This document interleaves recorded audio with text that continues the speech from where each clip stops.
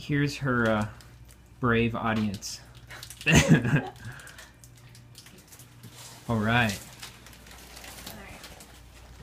P.T. Barnum said that money is a terrible master, but an excellent servant.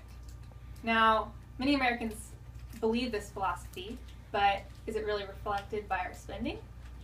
Usually not. A lot of people are in debt and using credit cards and experiencing debt in such a way. So today I will take you through steps on making a budget, how to make a budget, and then a few tips on how to keep a budget. So first step into making a budget is listing all the categories where you're spending money. So what are some areas that you guys spend money on? Food. Okay. Any other areas? Gas. Housing. What'd you say? Housing. Housing. Okay. Kids. Kids. Any areas that you'd like to spend more money on? Vacation. Tools. Okay, so you guys pretty much listed the basics, except for vacation. So, as well as food and housing, things that you regularly spend money on are things like a haircut or postage, or if you get pulled over a lot, those speeding tickets. You know, those are things that aren't surprising usually, but they happen. So, it's really necessary to account for those in a budget. So, after listing all of your categories, these are just a few, basically we need to prioritize them. So put a number on what you really need and then what you really want at the very bottom.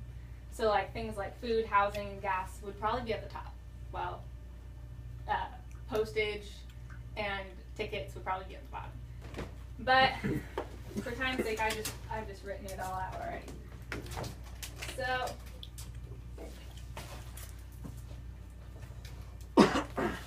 this is like a sample budget. I've not fully completed it because I would like your participation. So at the very top, you'll see housing, utilities, insurance, groceries. These are basically necessities that you'll see no matter where you are. You'll need to spend money on these pretty much. So this is what you'd make on a monthly basis. Say you made $3,000 on a monthly basis. And you just listed out the categories and how much each of them costed you on a monthly basis. This might mean going back and doing a little research on your history of spending and your habits, because you've probably built some habits. So going back on your spending and really researching that and just totaling up how much you spend on an average monthly basis. Now, if you see any areas that you would like to spend less on, like eating out or clothes or reducing your wife's shopping limit, those might be able to be reduced so that you can spend that money in other ways, like if you have any debt or if you'd like to save for your vacation. That would be a good way to transfer those funds. But for this sake, we have monthly budget. This is how much you spend monthly, and then at the bottom we do a zero balance budget. So basically, this is how much is coming in, and then you spend every dollar. There's a place for every dollar. So this means a lot of really basic categories like postage and fees and utilities. So what we do is we use a little tiny accordion file like this, and for each category we have envelopes inside. So this is just our template. We treat it like a checklist. So if we're making this monthly and we're spending this monthly and we get paychecks every 2 weeks, we divide it in two, cash that paycheck, and then just use it as a checklist. So go housing, we take $350 from that and put it directly in the envelope and keep it right in here. So by doing this, we have been surprised at how much we're able to save and how we're ready for things that are unexpected, like gifts, for example. I've always had a desire to give good gifts to people. So we're putting away a hefty amount just to give gifts, but you know, Christmas is not a surprise. It's always going to be coming, so why not plan for it? So that's what we've experienced. And then savings as well, something to account for. So we have emergency fund, and then we also have savings for a new car or that vacation. We're always just, it's kind of like a piggy bank, so you're gradually always putting something in there. So it's not just sitting around and you're not spending things mindlessly. So these are a few ways to make your budget. And then keeping the budget, what I like to do, because I'm typically very disciplined, and I like to think in terms of my hourly pay. So say you're making like $13 an hour, and you see something like a really cool tool or something that you want for $130. Are you willing to work 10 hours just for that tool when you're shopping? So that's time, and time's something you can't get more of, but you can get more money. And those are things that, like, it really places a value on what you're spending. So if it's worth that to you, then go for it. Save for it. So those are a few tips in how to keep your budget. And I also like to always use cash. So if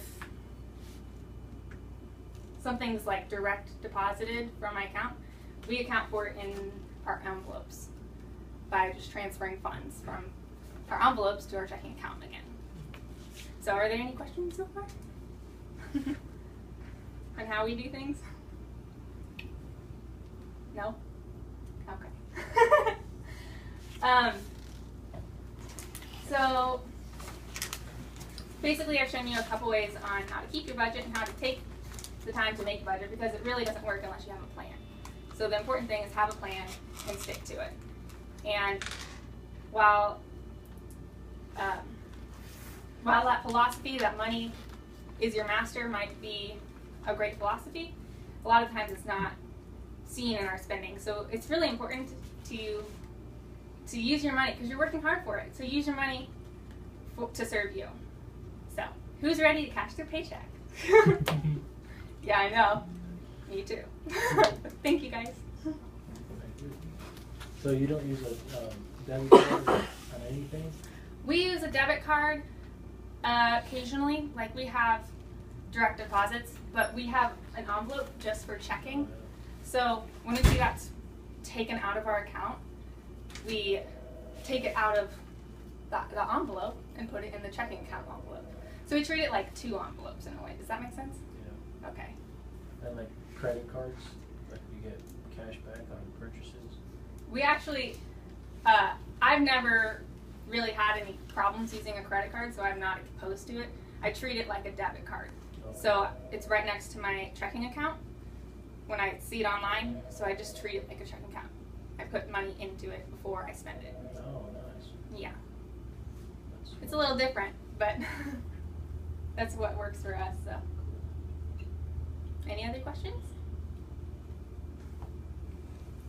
Awesome. Thank you, guys. Thank you.